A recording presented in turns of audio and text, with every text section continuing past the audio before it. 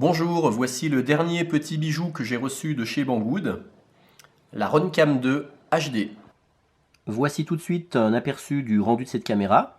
Pour commencer, monter sur un drone.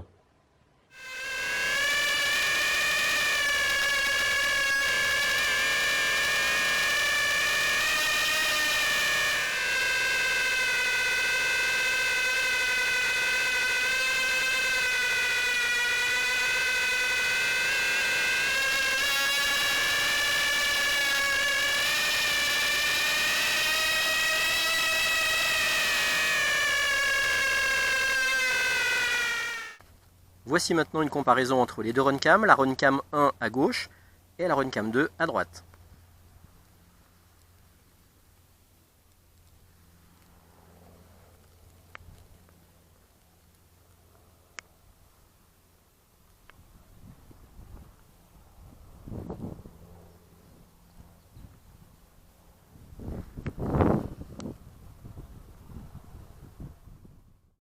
Et voici maintenant une comparaison entre la GoPro Hero 3 Silver à gauche et la Runcam 2 toujours à droite.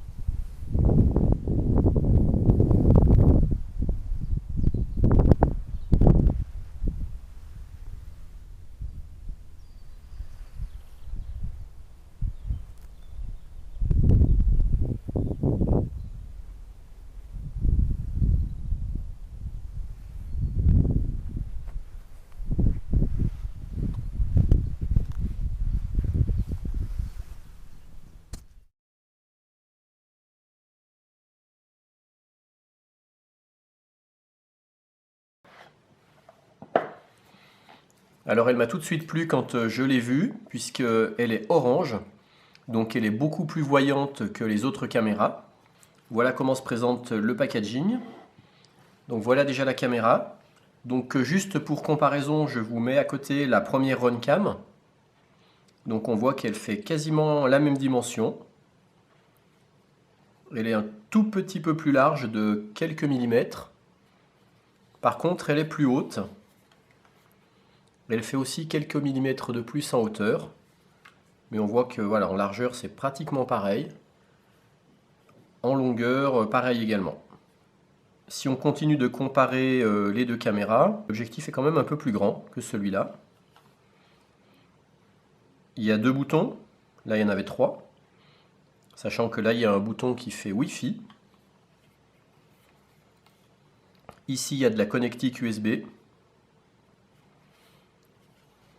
Et puis, à la différence de celle-ci, où on rentrait directement la micro SD card là,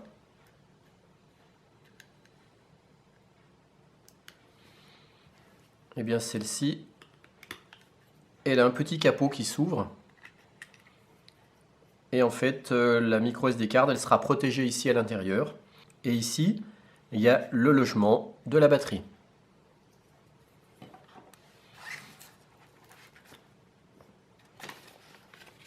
Alors ce qui est vraiment très sympa, c'est qu'en fait il y a une notice en français, s'il vous plaît.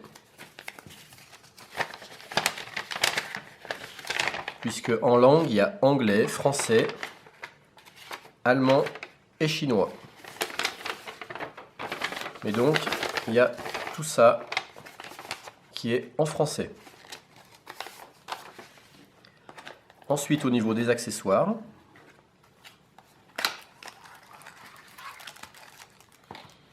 voici la batterie. Si on la regarde de plus près, c'est une batterie Li-ion 3,7 volts, 850 mAh. Donc ça c'est pas mal comme capacité. On la rentre très facilement dans son logement. Il y a une petite languette pour pouvoir la ressortir en cas de besoin. Mais normalement c'est pas la peine de la ressortir, puisque pour la recharger, on remet le couvercle et on va venir la recharger ici par cette prise.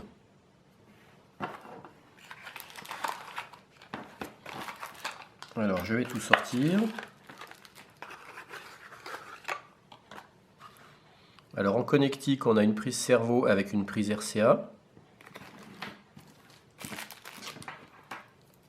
On a également deux prises cerveau et une prise mini USB ou micro USB qui vient ici. Donc ça veut dire qu'on va pouvoir vraisemblablement récupérer de la vidéo, puisqu'on a un cordon avec un fil rouge et un fil noir, donc ça c'est de la lime. Et puis on a un cordon de signal, puisqu'on a un fil noir et un fil jaune. Donc ça je pense que ça serait pour récupérer de la vidéo en FPV.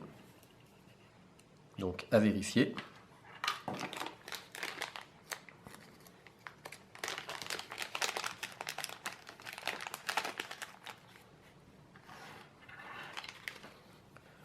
Là on a un câble USB d'un côté et mini ou micro USB de l'autre.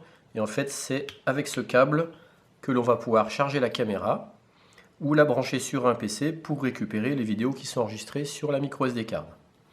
Alors la micro SD card n'est pas fournie avec.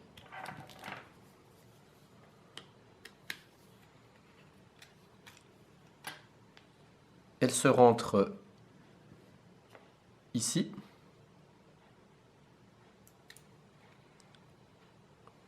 Voilà, comme ça.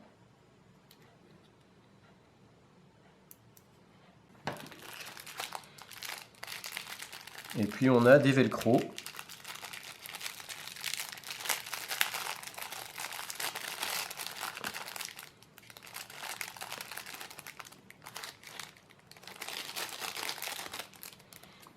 Donc deux attaches velcro.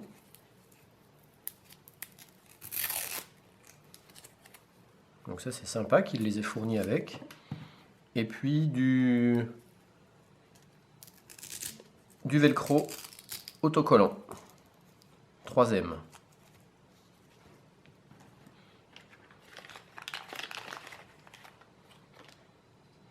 Et puis ici on a un support de fixation.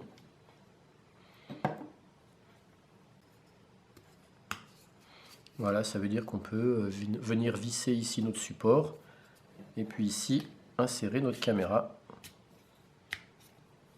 comme ça.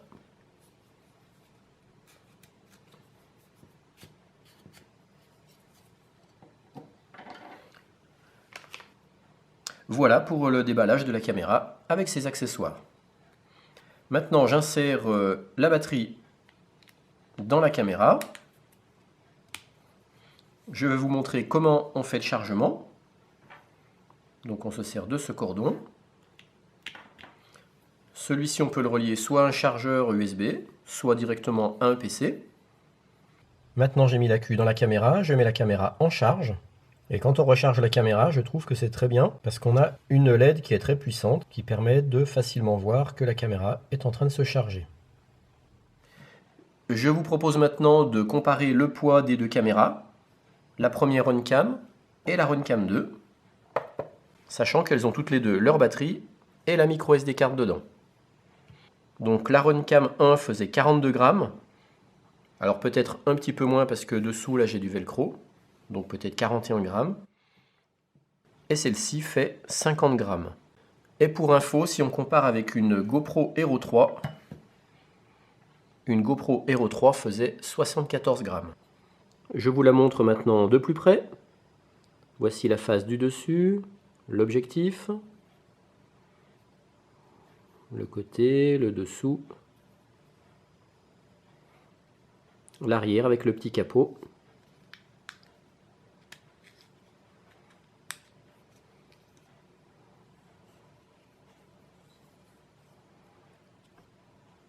Ici, on insère la micro SD card. Donc pour l'enlever, on appuie, elle vient facilement.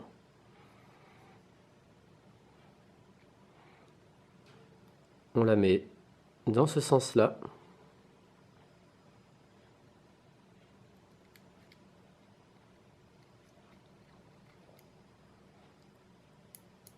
Et on la rentre jusqu'au clic.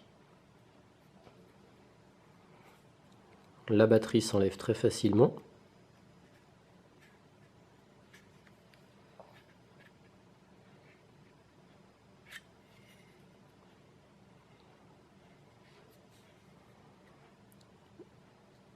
Pour l'insérer, c'est très facile, il suffit de repérer les broches au fond et les broches sur le dessus de la batterie.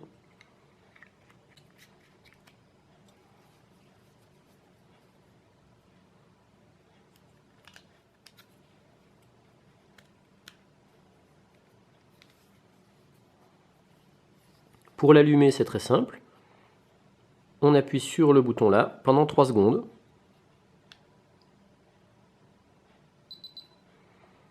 Là, elle est sous tension. Et c'est pareil pour l'éteindre. On appuie sur ce même bouton pendant 3 secondes.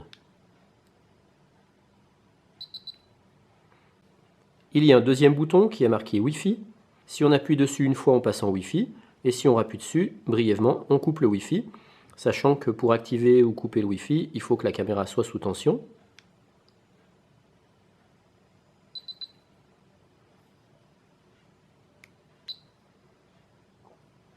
Voilà, là on est passé en mode Wi-Fi. Et je rappuie, je coupe le Wi-Fi. Il y a plusieurs modes vidéo. Le mode vidéo 1440p 30 images secondes, 1080p 60 images secondes, 1080p 30 images secondes, 720p 120 images secondes, 720p 60 images secondes et VGA 240 images secondes. Alors forcément, la taille de la vidéo va augmenter avec la résolution et la fréquence d'image. Il existe un mode stabilisation d'image numérique, enregistrement en boucle, auto-enregistrement, c'est-à-dire automatiquement enregistrement à la mise en route. Je vous montre un extrait de la notice en français, qu'on peut changer le mode de mesure d'exposition, mesure centrale, mesure moyenne, mesure spot, il y a un mode TV. On peut faire retourner l'image, c'est-à-dire enregistrer la vidéo à l'envers. Il y a des capteurs de gravité. On peut changer la langue au niveau de l'OSD.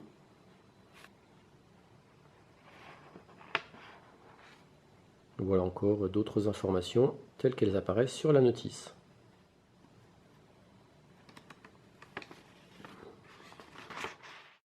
Eh bien, je descends dans le menu.